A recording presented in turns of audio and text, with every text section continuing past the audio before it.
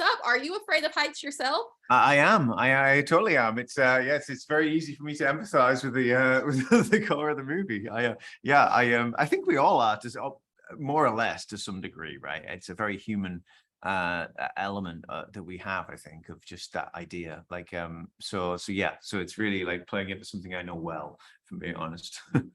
Well, how did you come up with the idea for the story? Well, it came out of I was actually on a shoot in London with the co-writer. We were doing another movie, and we were on the top of a stadium, a football stadium, like I don't know, like 8 floors up or something. And what we were filming. Very often with films in the past, I filmed at height for spectacle. Really, like I've always liked the kind of height aspect and the kind of danger threat aspect in action, let's say. But actually, it was more the fact that the crew and where we were when we were filming this height that kind of alerted us to like the danger of just the idea that you step one step wrong and you're gone is this kind of tension that you can really play with. And I think and we kind of just started throwing around the ideas of like no one's really gone here before in a sense of like doing a movie on it, but it's something that we all we all feel. And so it's got different kind of components, and in ways it's very different as a kind of villain than say a shark or a crocodile or whatever, right? But there's that's what was interesting about it, and to really explore that fully and say, okay, look at all the work that's out there, look at what's captured it best, and make something of that, and really make something that kind of plays it out in full. Well, how did you about, because you're the director as well, how did you go about shooting it? Because they're in an enclosed space basically the entire time of the movie. How did you balance it out so it's not like a monotonous experience for the viewer? So the audience isn't just bored. That's I remember pitching it originally when we were working on it, and that would be a reaction of a lot of people say, it sounds boring. Like they just look at that the whole time, and it's like, that's a fair point. But I think, you like we basically, I think we felt like it was a very strong concept, like conceptually, it was really strong.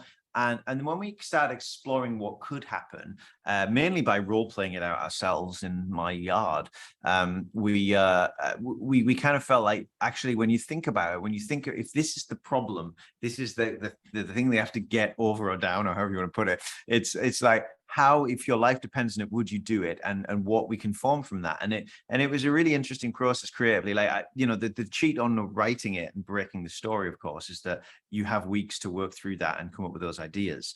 But obviously in the film they don't have weeks to come up with those ideas, but they were all very organic as well, I'd say. Like, it was there's early things that you would do that I think we all would do, because they're the first things that come to mind. They're the kind of obvious ones. And then as you kind of drill into it and really think what possibly way down, it lets you inform and carve the story. So I think it was a challenge, basically, to make it that it's one of the challenges, and one of the things I'm proud of the movie, right, is that it's set in this one place, but it is but there's a lot that happens, and it's not just that. And I think surpassing expectation is always a nice place to start with with these things.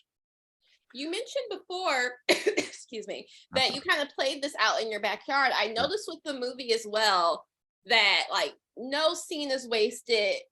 Everything that's mentioned is relevant at some point. How did you go about, when writing and directing it, to make sure that all of this kind of weaves together and makes sense? Yeah, that's a good question, actually. I think John and I, the co-writer, I think we came to, I think for a while, come to the conclusion, a film is like a mirror, right? So everything you set up in the first kind of plays out in the second, and it's kind of like action, reaction, and there's a lot of like ways to go about things. But I think when we started broad and kind of nuzzled into it, I suppose, in terms of the story and what we wanted to tell from a character perspective, and really, it was exactly what you say. It was about efficiency. It was about setting. I always like it if you're able to set something up without the audience realizing you're setting something up. So it's almost like it's wrapping and hiding things within things so that they come out naturally, but in a surprising and refreshing and hopefully kind of enjoyable way. So it was always a case of trying to be efficient. And hats off like Jono, co-writer, who was excellent at that, who literally drills me down every time. Says, do we really need that though? Because we could tell it this way, and he'll kind of push that direction. And I think that was a very healthy balance to get it right. Because yeah, it's really that efficiency that you kind of have to weave through that. Yes. And in part of being in a closed setting, you also, for most of the movie, you're only working with 2 actors. How was it like to kind of direct that basically they have to, and I'm sure they were great, you have to pull this together because it's not like we can do so many shots of the vulture. Like, you gotta That's true. You can't cut away too much when there's only 2 actors. It's very true. I think, well, a few things. I think a big key was, well, obviously casting the right actors, right? Ginny and Grace were incredible. And I was so lucky to have found them and cast, like that part of it is really what makes the movie work. And if you want to, if that, without that, it derails everything, like not just in terms of the performance, but them getting involved in doing stunts and all these other things that happened. But I think the intimate kind of directing environment is I was aware that when we were up there and when we were going to be at height and they were going to be a distance away, it was going to be very hard to literally direct them. And so what we did is we used the same setup that Jono and I worked on with the setup when we blocked the movie and worked the movie out writing wise. We used that in my yard, and we and Ginny and Grace came over, and we were able to block through and kind of intimately direct them and work with them to get the moments and performances right. And then we had kind of a baseline of like what things needed to work, because there's an orchestration, I would say, to kind of the nuance and the levels of, it's not just like, scared and not scared, right? There's several nuance levels in that journey, which really only accomplished actors can pull off. And I think when you work through it, you're able to kind of tag that and say, okay, that's here, and we understand how it is in the larger context, and remember that's here, and let's not go further there because it'll interfere with this. And so it's kind of almost like from a distance, making sure that things are emotionally kind of orchestrated in the right way. It was part of the challenge, and really without incredible actors, it wouldn't have worked, Yes. But you also have Jeffrey Dean Morgan as the dad. And the story is originally kind of Becky getting over the loss of her husband, but why was it also important to have that father-daughter relationship tied in as well? Yeah, I think that what at its core, I think the film is exploring grief, right? And I think the complexity of that, it's about Becky's life and living life and what her life is. And I think that the Jeffrey Jeffrey, for one, there's very few actors who can kind of pull that off and kind of do that in the time. And again, to kind of say efficiency, you don't have long on the ground before you're up in a tower. So to set the things up, it's like you really, I really don't know many people who could do it beyond Jeff. And he was the first choice and the only choice. And thank God he did it, because it was like, dream come true that he did it. But I think, the resonance of that purity of kind of paternal love and what that means against kind of the complexity of what Becky is exploring and figuring out is really important. And what's strange is it's almost like a stake in the ground that pays off after at the end, right? So it really needs to kind of nail that relationship and nail what's important there for it to work later. So it's very important to get right. And Jeff, thank God, he's such an incredible actor, and so kind of the perfect father, Hollywood father is Jeff. So great that he was doing it. Yeah. Yes, and you have Mason Gooding as well, Yeah. who plays a pivotal part, kind of. We know that he dies in the trailer. Yeah, I know. Good spoiler. Well, yeah. But, he passes in the trailer, so that's out. So, this is true. But how was it like working with him on? Okay, you play a really pivotal part because you play all this, but we also kind of need you for flashbacks and reflection. How was it like to kind of direct the actor in that sense?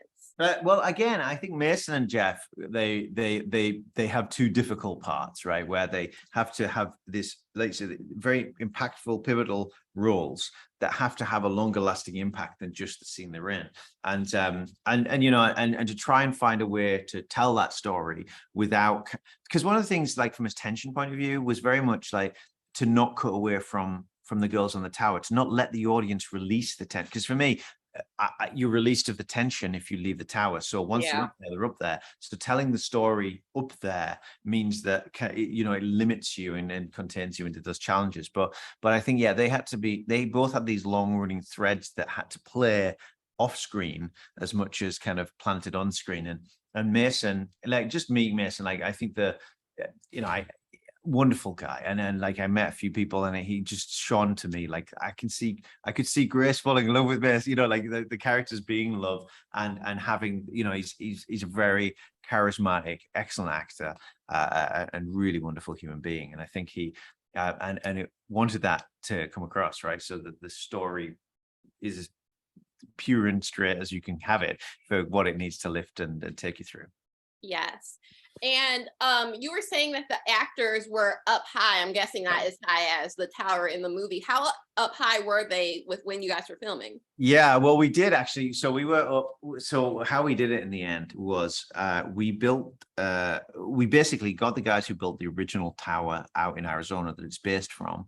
And we found, like, to do the height work, we found a location which was on the very tip of a mountain, and there was a big drop off in the middle of the desert. So it was thousands of feet up. So getting there was hell. But then we built a 100-foot tower on the edge of that, so that when we filmed them, they were really, you know, for all angles, they're like 2,000 feet up, and then they're about 100 feet from the actual, like, where the filming base is. But it's, yeah, we kind of combined that with some of the stuff in the desert to kind of paint the tip of the mountain out. But yeah, it's all there. And so what that allowed us to do is just film the film for real, and then drone around it and do all the things we need to do because they're really there. And I think the elements and everything that went on and beat us up there really play into the movie as well, and really play and help kind of capture the reality of being in that situation, you know.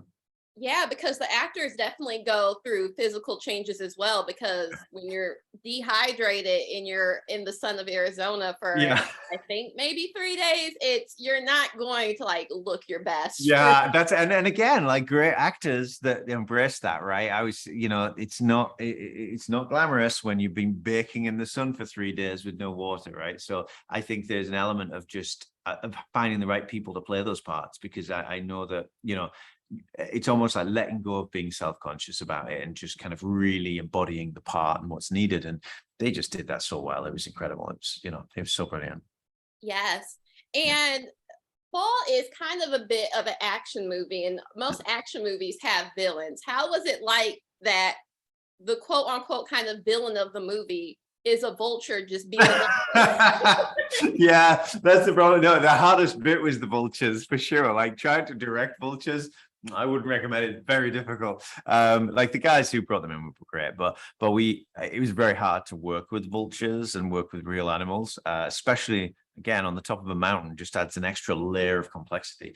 But yeah, I think that, like, the villain in the movie actually is gravity, right? Is the height, and it's, I think that was, you know, that's the way that I kind of try to think of it. But yeah, as a representation of an actual physical villain, the vultures and the vulture element has been very yeah, it was probably the hardest thing to pull off in retrospect. It was yeah, pulling the vulture part together. Yeah, well, I see you have a little vulture friend there. This guy, so I tell you what, this is from a screening thing at Lionsgate, and I was just pointing out, this is actually a pretty good vulture. It's I think it's real feathers. It's certainly better than the kind of prop one that we used for when she has the fight. So it's yeah, it was quite the thing. It was a gifted but yeah. It's a great gift, but it's also like really haunting. It is, it is. It's like I'm going to put it in different places just to kind of mess people. That's like your version of Elf on the Shelf, like that American Yeah. thing where you just leave the elf everywhere. You're just gonna leave this vulture and it's gonna Just so haunt you. every night I'll move it. I'll put it in the fridge eating kind of cherries. For sure.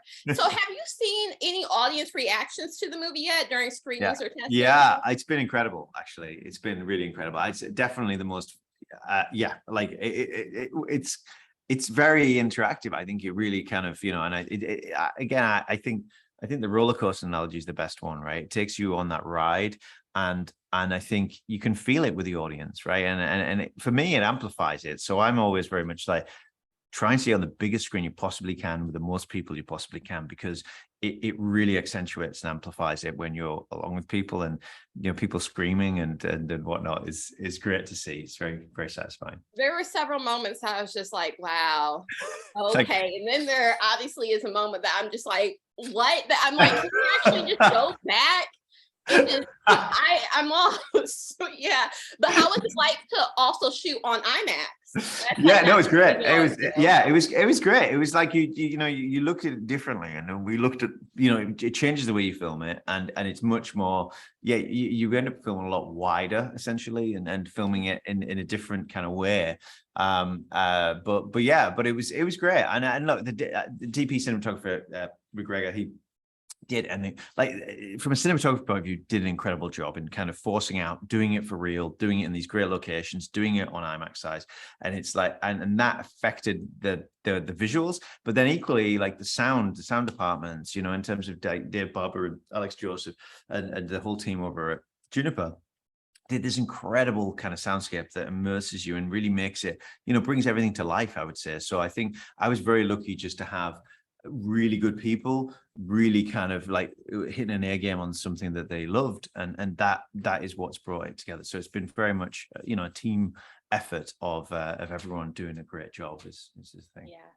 And speaking of technology, I read a couple hours ago on Variety that you had to deepfake a lot of the yeah, exactly. Okay, yeah, no, totally. Well, that's been and that's actually it's been, again, it's just like it's using something where there was no way we could go back up the mountain and do this stuff, and it's only because I've been involved with this technology for a while now, that there was a way to do this that kind of hadn't been done before. So I think it's it's interesting when you see it as a well, don't see it honestly, like that's I didn't see it at all, to be honest. It's no, I don't think you can. It's like it's crazy really when you look at it, but I think it's definitely the kind of future of filmmaking in a lot of ways, of being able to kind of like in an editorial sense kind of do more, and I think there's a lot of good to be done with that, and I think it's a good example of this.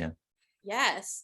Well, thank you so much for taking the time to talk to me. I'm really excited for the film to come out in theaters, which is a rare thing nowadays. Yeah, isn't it a rare thing? Exactly. It just never happens. It's just no, I'm excited. Congratulations on that, and looking forward to talk to you about future projects. Thank you very much. It's been a pleasure. Thank you. Thank you.